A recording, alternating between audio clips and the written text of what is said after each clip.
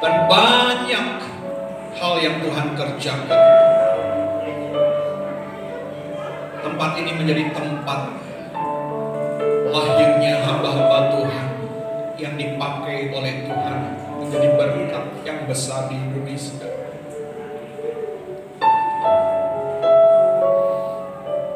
Kalau dulu Tuhan melakukan perkara-perkara yang besar di tempat ini melalui hamba-hambamu, saat ini hamba-Mu berdoa buat setiap hamba-hamba Tuhan yang Tuhan panggil untuk melayani.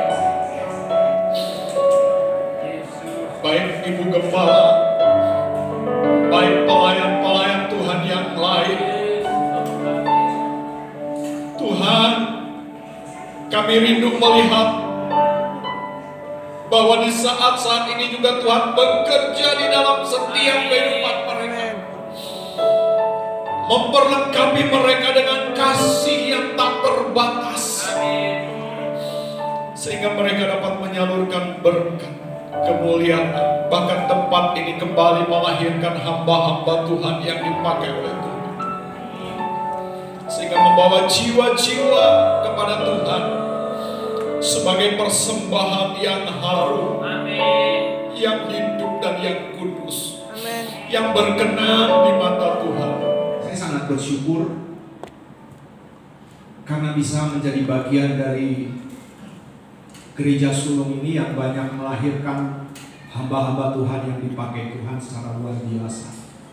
Walaupun mungkin di antara sekian yang besar, saya yang paling kecil, tapi saya bersyukur saya bisa bersama-sama dengan beliau, bahkan sempat mendampingi beliau untuk pergi ke kota-kota, dan di dalam rangka pelayanan saya selalu mendampingi beliau. Melalui beliaulah saya bisa ada sebagaimana saya ada saat ini.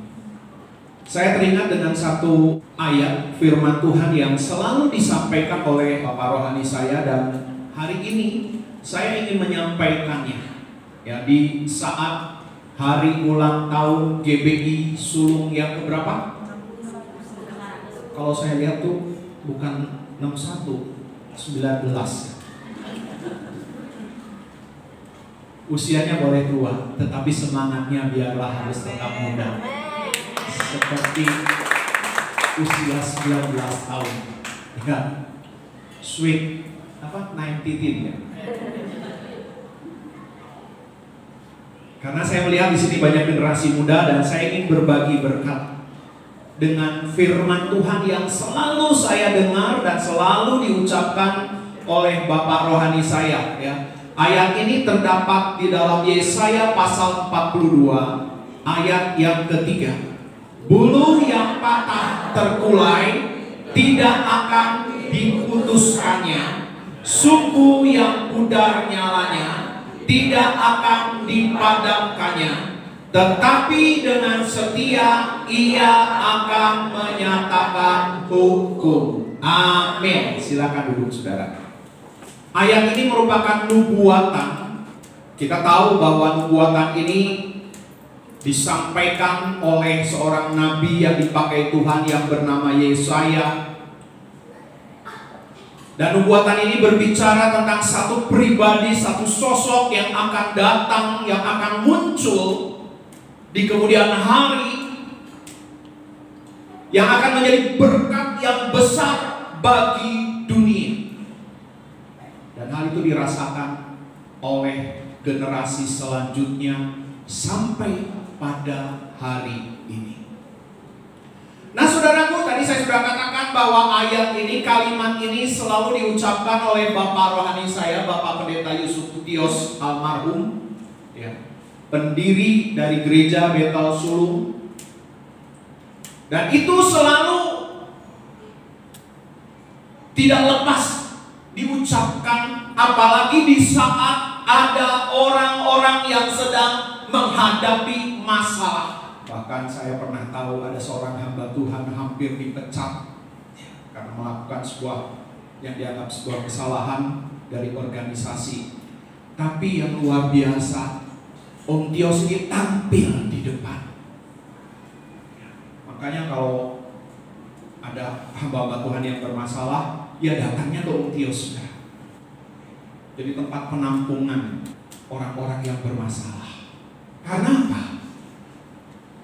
Karena dia selalu ingat ayat ini. Walaupun mungkin ada orang beranggapan, waduh, Tios ini terlalu bodoh, konyol, kok mau nerima orang-orang seperti ini.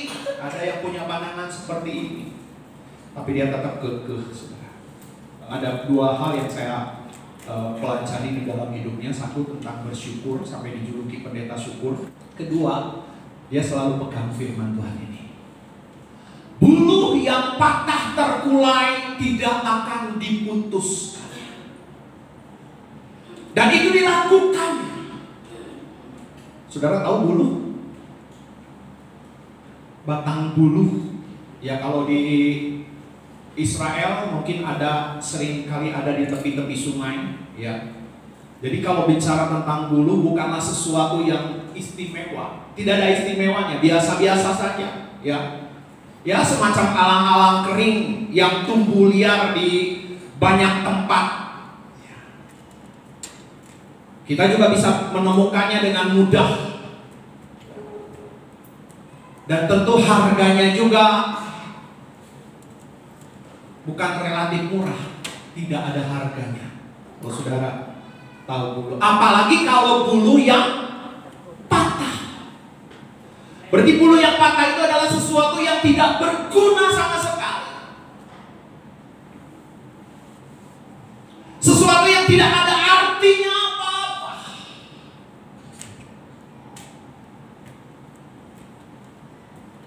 Tapi ayat ini begitu menguatkan, menghiburkan. Sekalipun buluh itu terkulai,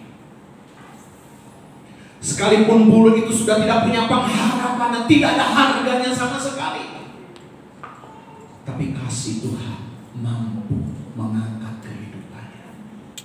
Saudara, di dalam Alkitab ada satu ayat yang berkaitan dengan firman Tuhan ini, ya, di mana ayat ini mengatakan, tetapi apa yang bodoh bagi Allah dipakai oleh Tuhan untuk mempermalukan orang-orang yang beriman.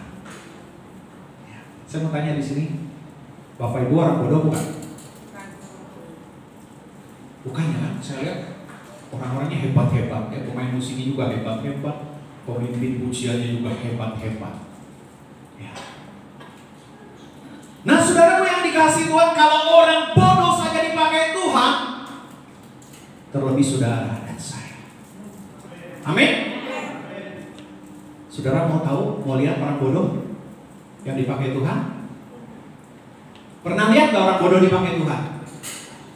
Halo? Pernah lihat? Kalau belum lihat, saudara sedang melihat. Saudara sedang melihatnya. Karena di depan saudara ini adalah orang bodoh, buluh yang terkulai, yang tidak punya arti apa-apa, tetapi Tuhan sanggup mengangkatnya.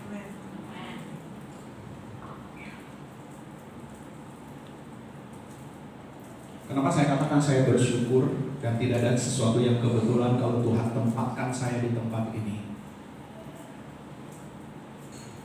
Karena berdiri di sulung ini adalah seorang yang punya hati Tuhan.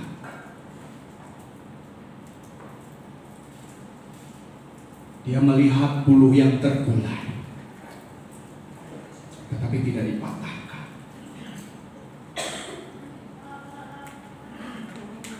Ketika saya pelayanan di Tuban, merintis pelayanan, dan pada akhirnya mengalami satu masalah dengan aparat yang sampai akhirnya tempat pelayanan kami ditutup. Beliaulah yang memberi semangat.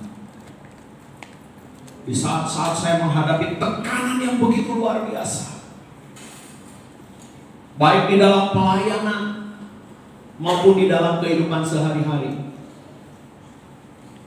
dalam kehidupan pribadi, ketika Tuhan izinkan saya mengalami masalah di pelayanan, ya, berhadapan dengan lurah, camat, aparat-aparat, dan sampai singkat cerita akhirnya gereja itu ditutup. Saya sudah tidak punya apa-apa lagi. Saya sempat berkata kepada teman-teman, serigala ada lubangnya, burung di udara ada sarangnya, tapi Dede Gunawan tidak ada tempat untuk meletakkan kepalanya. Gereja diambil, saya tidak punya apa-apa lagi. Sudah begitu, pada saat itu saya sedang baru membangun hubungan dengan mantan pacar saya, ya, yang sekarang menjadi istri saya, yang melahirkan 2 anak. Yang satu ada di depan namanya Yeremia Adena, ya, satu lifting dengan Timotius. Timothy ya baru lulus S2. Dan anak saya yang pertama ini tidak ada di sini karena berada di Taiwan, kuliah S3 teknik kimia. Nah, di saat keadaan terpuruk, saya menghadapi hantaman lagi yang berusaha memutuskan hubungan saya dengan waktu itu masih calon, ya, pendeta hidup dari sedekah orang. Yang lebih fatal, ada lagi yang memfitnah saya, bukan orang biasa, tetapi justru rekan hamba Tuhan. Dulu saya tidak mengerti kenapa kok Tuhan izinkan hal ini terjadi, salah saya apa gitu. Tapi baru sadar saya bahwa memang saya ini orang yang tidak berguna, bulu yang terkulai. Supaya apa? Supaya bisa menunjukkan betapa besar kasih Tuhan yang nyata di dalam kehidupan saya. Ya. Tiba-tiba ada berita, Pak Dede sudah dipecat oleh Tios. Ya. Saya langsung datang ke Surabaya. Saya dapat berita begini, sudah susah di dalam pelayanan, menghadapi pergumulan, kesulitan. Ya. Tahu-tahu ada berita ini. Rupanya pendeta ini dapat kabar saya membuka pelayanan di kota itu. Dia kan tidak sedikit pun terpikir bahwa saya mau menjadi saingan mendirikan gereja di situ. Kadang-kadang pendeta juga punya pikiran negatif, saudara. Nah, langsung Tios keluarkan mobilnya, waktu itu pakai BMW. Ya. Ayo nih, mau kemana Ya ke Renal. Saat itu saya melongo, saudara. Siapa saya ini? Saya diajak. Saat itu Tios yang nyetir, karena saat itu saya belum bisa nyetir. Ya, saya belajar nyetir ya dari Tios. Saya berangkat ke sana. Dan saudara, ya memang Tuhan izinkan saat itu sedang kumpul, ada syukuran. Dan orang yang mengatakan itu ada di sana. Ya. Orang yang tidak suka dengan saya dan memfitnah saya ini pada saat itu ada di sana, dan langsung Tios datang ke sana. Orang-orang pada melongo, saudara. Keluarga saya, mama mertua saya, waktu itu masih calon mama, langsung terkejut, saudara. Saya bersyukur. Karena apa? Pada saat-saat situasi kondisi yang berat, justru Tuhan pakai beliau untuk menjadi alatnya, ya, memberkati saya, mengangkat. Dan sesuai dengan apa yang firman Tuhan dikatakan, bulu yang terkulai sudah tidak ada harapan lagi. Tapi Tuhan angkat. Saudara, kalau hari ini GBU Sulung berusia 61 tahun, saya rindu supaya apa yang sudah dikerjakan oleh beliau dulu, ya, bukan hanya sekedar cerita, itu dulu, ya, kalau sekarang enggak. Tapi saya rindu dan saya akan berdoa supaya GBI Sulung ini juga akan melahirkan lagi hamba-hamba Tuhan yang dipakai oleh Tuhan. Hamba-hamba Tuhan yang diperlengkapi oleh Tuhan. Bukan hanya sekedar skill, kepandaian, tetapi diperlengkapi, dipenuhi dengan kasih Allah. Sehingga kita juga bisa mempraktekkan apa yang firman Tuhan katakan ini. Bukan hanya Tuhan saja yang mau hadir ke dalam dunia dan menyatakan kasih-Nya, mengangkat orang-orang yang tidak punya pengharapan, tetapi kita juga menjadi bagian orang-orang yang bisa menjadi berkat, seperti yang firman Tuhan katakan. Dan saya ingin katakan bahwa di mata Tuhan tidak ada satu pribadi pun yang tidak berguna dan yang tidak bisa dipakai oleh Tuhan. Serusak apapun, sebobrok apapun, sejahat apapun, sebodoh apapun, mungkin ada yang cacat, tetapi sesuai dengan firman Tuhan ini, buluh saja sesuatu yang tidak ada gunanya itu sudah masuk dalam kategori sampah, sanggup dipakai oleh Tuhan. Apalagi saudara dan saya. Amin. Ya. Tadi pemimpin pujian menyampaikan, siapa yang bermasalah? Siapa yang saat ini sedang pergumulan? Saya percaya bahwa perkataannya bukan perkataan biasa saja, tetapi mungkin ada di antara saudara yang saat ini sedang menghadapi pergumulan, merasa bahwa dirinya seperti buluh yang terkulai, seperti sumbu yang pudar yang sudah kehilangan gairah, api semangat di dalam pelayanan dan pengiringan, dihadapkan kepada situasi dan kondisi yang sulit. Sekali lagi, ingat firman Tuhan ini. Kalau kau seperti buluh yang terkulai, Tuhan janji tidak akan diputuskan. Kalau kau kehilangan semangat seperti sumbu yang pudar karena mungkin minyaknya habis dan sumbu ini sudah hampir mati, tidak akan dipadamkannya. Dan dia berjanji akan menyatakan kuasa kebenaran firman dan kasihnya di dalam hidup saudara. Saya ini salah satu dari buluh yang terkulai. Saya mikir dulu, sudah gak ada punya pengalaman. Rasanya mustahil saya bisa hidup seperti saat ini. Tetapi ketika kita setia, belajar taat kepada firman Tuhan, taat juga kepada otoritas, menghargai pimpinan, tim terpenting saudara. Kita perlu belajar taat, bukan hanya ngomong saya mau taat firman Tuhan, tetapi kepada pemimpin-pemimpinmu tidak taat. Itu salah. Ketika saya menjadi pengerja yang Tios tinggal bersama-sama di Manyar, saya belajar taat, walaupun pernah ngomong, saudara. Saya jujur udah pernah ngomong loh. Suatu hari saya tiap pagi itu mendapat tugas untuk nganter tante Tios. Saya nyetiri dari Kertajaya sampai ke Sulung setiap pagi kecuali hari Minggu. Ya, tiap pagi nganter. Nah, suatu hari setelah saya tinggal di kos-kosan, saya tetap nganter. Dengan setia saya belajar untuk nganter. Jadi saya dari kos-kosan datang ke Kertajaya. Ya. Nah, suatu hari karena lelah, jadi setelah nganter tante Tios, saya mampir dulu di kos-kosan. Saya ketiduran, saudara. Saya ketiduran, tahu-tahu saya dengar ada orang gebrak-gebrak mobil. Saya kan parkir mobil di depan gang. Gebrak-gebrak sampai mobilnya bunyi. Mobilnya bunyi. Saya pikir siapa ini? Gelagapan banget. Ternyata Om Tios, saudara.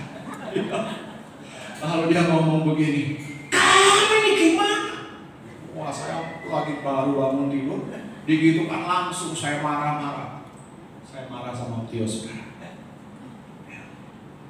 Akhirnya saya kasihkan kunci, saya tidur lagi. Ini nama orang ngokong, saudara. Ya, jangan ditiru ya begini.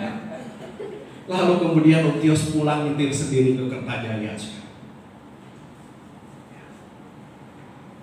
Siangnya saya bangun, saya datang ke Kertajaya dengan hati dongkol, saudara. Saya mau cerita jujur, sudah cerita belum? Pernah tahu ya? Belum tahu ya? Ini kali ini, mumpung kesempatan ulang tahunnya, gak apa-apa tahu? Ya. Lalu saya langsung,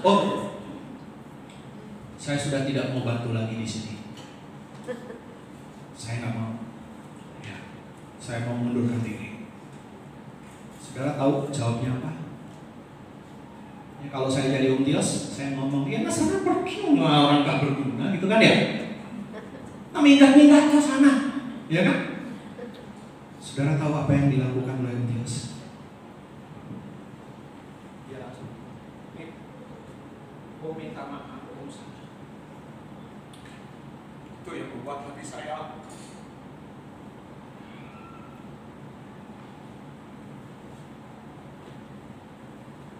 saya tertegun, saudara. Makanya saya katakan Om Tios ini nggak punya empedu. Ya, saya berharap jemaatnya bisa meniru contoh. Gak punya kepahitan, memaafkan. Katakan, Tuhan aja mengampuni, masa kamu nggak mau mengampuni? Siapa saya, saudara? Saya malu sendiri saat itu. Orang sekelas beliau mau minta maaf kepada bulu yang terkulai yang seharusnya wis patut dot memenisan gitu kan, tapi dia tidak minta maaf. Saya melihat keteladanan yang luar biasa. Dan setelah itu beres, selesai. Tidak ada kebencian, tidak ada kepahitan. Bahkan beliaulah yang memberikan kesempatan untuk saya untuk bisa maju.